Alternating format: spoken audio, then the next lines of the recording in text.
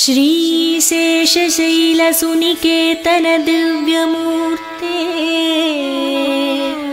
नारायणाच्युत हरे नलिनायताक्ष लीलाकटाक्ष परिरक्षित सर्वलोक श्रीवेङ्कटेश मम देहि करावलम्बम्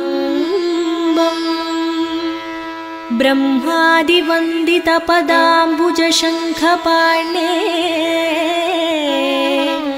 श्रीमत्सुदर्शनसुशोभितदिव्यहस्त कारुण्यसागरशरण्यसुपुण्यमूर्ते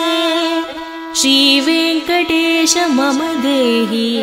करावलम्बम् वेदान्तवेद्य भवसागर कर्म